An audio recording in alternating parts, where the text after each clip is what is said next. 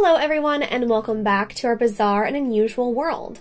So in today's episode, I'm going to be covering a true crime topic. A lot of you have been requesting more true crime videos, so if that is something that you would like to see from me, be sure to leave your case suggestions or requests below.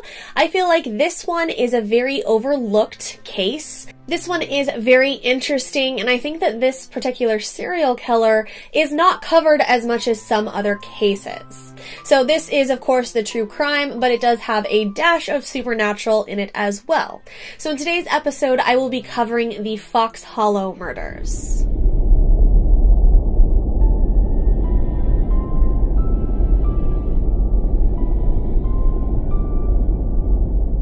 So as usual, I will be covering the who, what, when, where, why, and how of the Fox Hollow murders. So let's start with the what and where. What exactly is Fox Hollow, or where is the Fox Hollow murders? So Fox Hollow is the general location that ties so much of this case together. It is a farm that is located in Hamilton County of Indiana, just north of Indianapolis. And this will be the main location for several different murders and mysteries surrounding this particular case. Now, this was a very nice house, very expensive. In 1991, it sat on 18 acres. It was basically like a horse ranch. It came with its own riding stables as well as an indoor pool. So I actually first heard about this location and this case from an episode of Paranormal Witness. I was surprised that I had never heard about this case, these murders, or this serial killer before. It took a supernatural show to introduce Fox Hollow to me. And it turns out that a lot of people within like the true crime researchers haven't really heard of this particular case. So during the investigation of this case and spread throughout the property on Fox Hollow, investigators would find 5,500 pieces of bones. That would add up to around 11 bodies found within the property lines. But identifying the bodies would become a task because they were not found with their skulls. Now, as for the when of this case, it does stretch over some years, but roughly it starts around 1980 and goes up through 1996. As for the who of this case, let's focus in on the main who of this investigation, and that is Herbert Baumeister. Herbert was born April 7th, 1947, and he died July 3rd, 1996. Herbert was one of the owners of Fox Hollow, and that starts his first connection to the farmland. However, he would turn the home much, much darker. Herbert, or Herb, is now connected to the Fox Hollow murders, and is also referenced as the I-70 Strangler. So Herbert Baumeister was the oldest of 4 kids, and from most reports, it seems as if he had a rather normal childhood. Although at a young age, he did start to show signs of odd social behaviors that were very concerning to the people around him, such as playing with dead animals, very dark humor that his peers did not understand, and there's even a reference of him peeing on a teacher's desk when he was upset. As the years went on, Herbert was later diagnosed with schizophrenia. Although it's unclear, it seems as if the family chose to not seek treatment for his multiple personalities or his various mental illnesses. Today, expert doctors actually debate if that was the correct diagnosis for Herbert because of some of the mannerisms, his symptoms, and details about him don't exactly match up with that particular diagnosis. He ended up attending a couple universities, but dropped out from them. He was noted as a very strong worker within his community, but people also noted some of his very odd behavior and actions. In November 1971, Herbert would marry Juliana Sater. Now, the pair would be married for over 25 years, although various reports say that the pair had some problems with connection and intimacy between their relationship. In one report, the wife had stated that in their over 25 years together, they had only been intimate maybe 6 times. It is also noted that 6 months into their marriage, Herbert's father had him committed to a mental institution where he stayed for treatment for 2 months. Herbert and Juliana would end up having 3 children, and he kind of proved to be a very hands-on family man and father, very loving and caring to his children and his family as a whole. Herbert and Juliana actually started a thrift store chain in 1988 in Indianapolis. A lot of people suggest that this was his steps towards making the community see him as a regular family man and or businessman. Oddly enough, the business put a lot of tension within their marriage. He would often treat her like any other employee, and he would lash out at her, or fights would start between them. As a result, the pair was kind of on again, off again for several years. Now, during the summer months, the Baumeister family would go to a local lake where they would stay at this lake house for their summer vacation. Oftentimes, Herbert would actually stay behind to work on the business, when in reality, he started to visit gay bars within the Indianapolis area. Here we have another who to this case. Who were the victims and who were the targets within the Fox Hollow murders? Now, all of this really began to create a panic and worry within the gay community surrounding Indianapolis. These specific bars were on high alert because essentially a lot of men were starting to go missing from these bars and these locations. People were scared. They didn't know what were happening to their friends. It was becoming such a big worry that there were even some magazines that were dedicated to the gay community that were reaching out for more information to kind of get the word out that everyone really needed to be cautious during this time. Oh, I was scared. I was petrified. And then I thought, oh my gosh, what's happening to our customers, to our clientele? The community was very concerned and very worried. The families, of course, of these missing men wanted answers. Where exactly were their loved ones, their sons? Where were they? What happened to them? But for some odd reason, back then, the police investigation could not get involved in these missing persons cases until 30 days after the person had been missing. That sounds like a ridiculous amount of time, and I really hope that they've changed that. So the police didn't get involved right away, even though they did note that they had various cases already of missing men that kind of fit the description, the area, and the details of the case. They were kind of already connected, but they didn't step in right away. So the families, of course, wanted answers. So some of those particular families actually hired a private investigator. My husband went to work, and he came home and he said, we can't wait that long. We have to do something. So they hire Virgil Vandegrift, a sheriff's investigator turned private eye who specializes in missing persons cases. Eventually, throughout the missing persons investigation, they received a tip.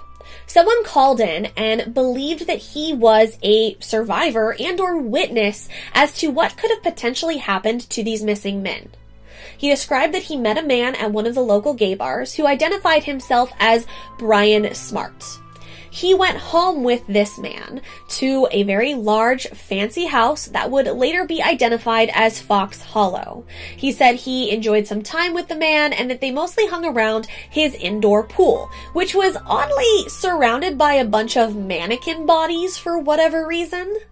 The informant called us and said that he had met an individual at a gay bar and that he had gone to a house with this person and that some very strange things had happened. So as the night progressed between the pair, Brian Smart suggested that they try strangulation to improve their sexual experience. So in turn, he wrapped a hose around the witness's neck and proceeded to strangle him. Fairly quickly, the witness realized that this was not about sex, this was turning dark very quickly, and he pretended to pass out, which essentially probably saved his life because he pretended to pass out, and then that was how he was able to get away from basically being murdered. So for this case, there are a lot of issues with various police departments and counties not working together. A big problem was that the gay bars and the locations around Indianapolis was in one area, while Baumeister and Fox Hollow were in a different county. And soon there were connections, of course, in Indiana, in Ohio, and I-70 highway. It was a lot of varying locations where it would require multiple police departments to work together, and they didn't always see eye to eye. So they were able to locate Fox Hollow from the witness's description, but that's where things get difficult. They were not granted a warrant because that particular county didn't believe that they had enough evidence. Some people also say that it was a very conservative area, so this outlandish idea of one of their local people going to gay bars and bringing them back to their home wasn't believable, so they were not granted a warrant during this time. Even though they had a witness that placed Herbert taking him back to his Fox Hollow home and attempting to strangle him. But that apparently was not enough evidence to grant them a warrant to search Fox Hollow ground. And I mean, Herbert kind of got sloppy as the time went on as well. He was driving around in a car that he owned, and it was registered in his real name. So when another witness from one of the bars saw him getting into a car with someone and noted down the license plate, they immediately connected it back to not some fake person named Brian Smart, but Herbert Baumeister instead. But still, that was not a big enough connection or evidence to grant them a warrant. I think the most shocking part of the investigation was the lack of cooperation from Hamilton County. So while all of this investigating is happening, a discovery was actually found in 1994 on Fox Hollow. Herbert and Juliana's 13-year-old son was out playing in the yard when he discovered human bones. Now, he took them in to his mother and showed her what he found. When she confronted Herbert about it, he claimed that his father had used bones for some of his research, and when he was cleaning out the garage, he found them and he just threw them in the yard. That was the excuse he gave, and apparently his family believed him. In around 1995, the investigators did approach Herbert and tell him that they thought that he was guilty, that they had his connection to some of these victims, that things were not adding up in his favor, if you will, and they wanted to see if he would allow them to go on to Fox Hollow's land and have a look-see, right? But he, of course, said no. So then they moved on to the wife. They tried to see if, by telling her what they knew about her husband, his connection to these murders, to these missing people, the bars he was going to, they hoped that they could sway her to their side of things. But she was in a bit of denial and once again denied them access to her home. However, in 1996, things continued to go downhill for the couple. Herbert's mood swings were very uncontrollable, and he would lash out at his family members at various times. So Juliana actually filed for divorce. And then, with some convincing from her lawyer, she finally allowed investigators onto the property to have a thorough investigation of the land. One of the officers looked over and said, well, that looks like a bone. I looked over at Julie, and I thought she was going to pass out or be physically ill. So they searched the property while Herbert was actually out of town with his son at that lake house. So they searched the grounds, and that is when they started to find the different bone fragments and bodies. It would turn out to be about 11 bodies that were found within the property. Some of the bodies were not that far from the house. Some of them were closer to the property line of the neighbor's yard. But all of these bodies were unfortunately found without their skulls, which makes identifying them very difficult. Unfortunately, there's only been, I think, 8 bodies that have been identified from the Fox Hollow grounds. Sadly, they found the bodies of Johnny Bayer, 20, Alan Wayne Broussard, 28, Roger A. Godlett, 33, Richard D. Hamilton, 20, Stephen S. Hale, 26, Jeff Allen Jones, 31, Michael Kieran, 46, and Manuel Resendez, 31. So as they are finding these bone fragments and these bodies within their property, his wife is of course freaking out. Herbert is out of town with her son at the lake house. So her and her lawyer petitioned the court and got immediate custody of her son. But they still had to, of course, go and get him. And I contacted the court with an emergency petition to seek custody. The urgency came from the fact that nobody knew what his reaction would be if the information got out that they were finding human remains on his property. So police went to the lake house and retrieved the son from his custody. He gave his son up willingly. But for whatever reason, they didn't take Herbert in with them. I've always been a little surprised that when the Hamilton County Sheriff's Department went up to the lake, why they didn't detain Mr. Baumeister or question him. They left him there. So much of this case is all about like, oh, lacking evidence. There's not enough evidence for a warrant. We can't arrest him. We can't hold him. You just found 11 bodies in his backyard. How is that not enough evidence? We did not approach Mr. Baumeister.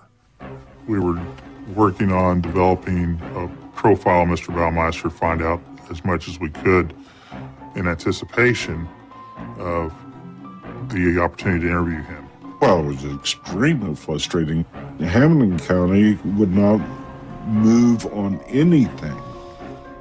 And then even after they start finding bones, they still don't issue a warrant for his arrest. And I was really very concerned about his whereabouts and why they weren't after him. So as everything is starting to fall into place, they kind of checked with the wife, and it turns out that the dates where her and her children would go out of town to the lake house matched up with the missing men from the bars. So when his family was out of town is when he would go to these various bars, bring the men back to Fox Hollow, and murder them. So finally, at that time, they are granted a warrant for Herbert Baumeister. But by that time, it was too late. 4 days after the dig had begun, his brother wired him money, and he headed off to Canada. On July 3rd, 1996, he went into Ontario, Canada. He drove himself into a nearby park, and then he proceeded to shoot himself in the head and commit suicide. In his 3-page suicide note, he said he was going to kill himself because of his failed marriage, his problems with his family, his business was failing, and he didn't feel like he was being successful. None of his suicide note mentions the murders, the bodies found, his motive. None of that is mentioned in his suicide note. He did no sort of confessing whatsoever. By this point, investigators already have enough evidence and information to solve and close these cases that it was Herbert Baumeister that committed these murders. But it's just kind of unfortunate that they didn't get this step a little further, or they didn't hold him sooner and they allowed him to go into Canada. After his death, more connections were made to other cases along Interstate 70 between Indianapolis and Columbus, Ohio. Throughout the 80s, they had dubbed a serial killer the I-70 killer or the Interstate Strangler. And investigators now believe that that particular serial killer was Herbert Baumeister. An eyewitness from 1983 identified Herbert as someone that was leaving with one of his friends. That friend was Michael Riley. His body was later discovered on the side of the road near a river. It was kind of half-dressed, and he was strangled to death. All in all, 9 other victims were connected to Herbert because of the similarity. They were all found partially clothed. Most of them had died from strangulation. They were also members of the gay community in the surrounding areas. And with his wife's help, they identified receipts and proof that Herbert had been traveling along those roads during the time of those men's murders, connecting him back to even more cases. Also, the big one, the I-70 murders stopped after they bought Fox Hollow, because now he had all of this property to successfully hide all of his victims. He didn't have to put them on the side of the road anymore. He bought a new house with 18 acres. Between the various locations, whether that be in Indiana, Ohio, along the highways, etc., there are various connections and cases to men's murders. The number kind of fluctuates depending on the case files you're looking at, but they've roughly connected 21 to 27 murders to Herbert Baumeister. I think one of the frustrating parts to this case is the why. Why did he do it? because he took his own life, there was never any sort of interviews or interrogations to get a motive as to why he had committed these crimes, these murders. Why did he go out and kill these men?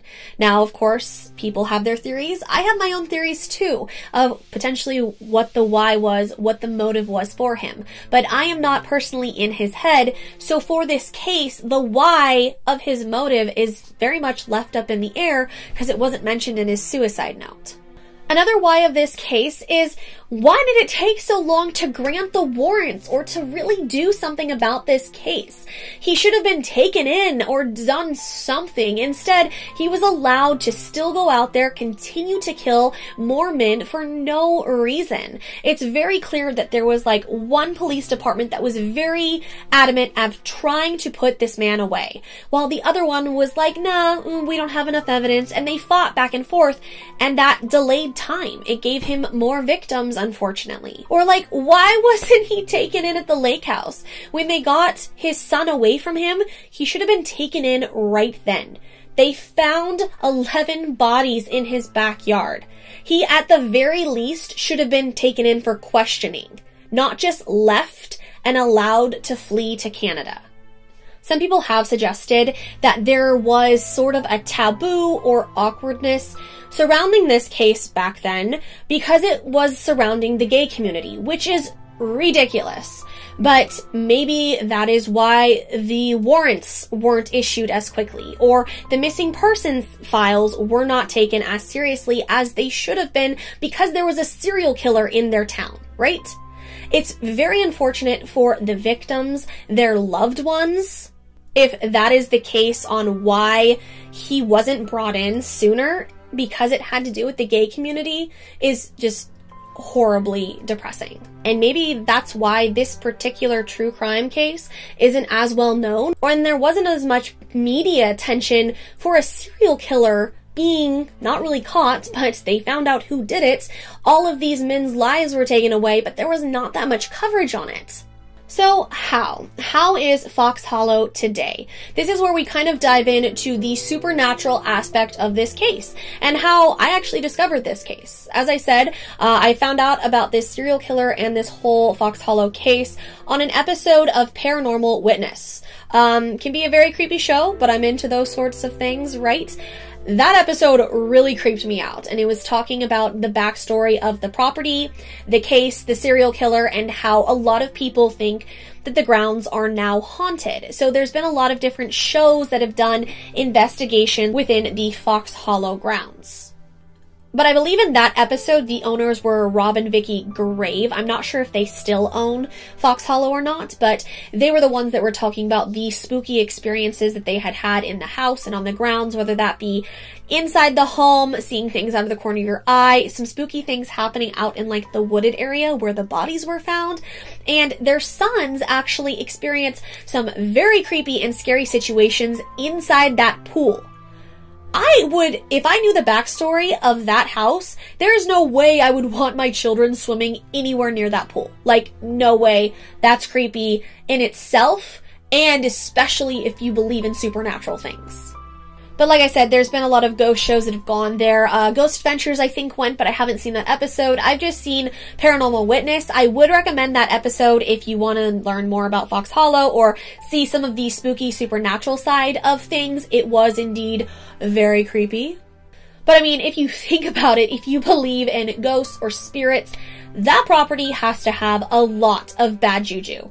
Like, so many horrible things happened to those men on that property, and then they were, like, buried there. Some of the people haven't been identified. It's just prime haunting location, if you ask me, if you're into supernatural stuff. It's a very tragic piece of property. I would never want to live there.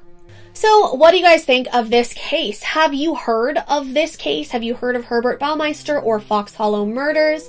I had not, clearly. I feel like it's a very overlooked serial killer within like the true crime world, if you will. Obviously, it's very sad because all of these men lost their lives. Not all of them have been identified. It's like heartbreaking. My heart goes out to any of their loved ones that had to suffer through any of that. It's so sad. And it makes me like really angry that they didn't take the steps to stop him when like they had evidence. They could have at least brought him in for questioning or done something. It's like they had a witness. They had a witness talking about the Fox Hollow property. They had bodies found in his backyard. Like, how is that not enough evidence to bring someone in and stop him from killing people?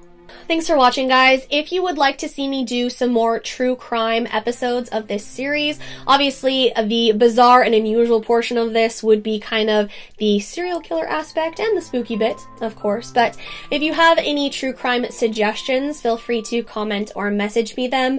I think I'm definitely going to be interested in more cases that are maybe not as popular or not as talked about as some cases that are kind of repeated a lot and we know a lot about. I found it very interesting to research this one, and I feel like it needs a little bit more attention than it got. Obviously not for her Baumeister. I'm sorry, I'm not a serial killer fangirl. Just more of like for the victims and their family to bring more awareness to that situation and how hopefully in the past year since that happened, maybe the police forces worked a little bit better together to stop something like this from happening again.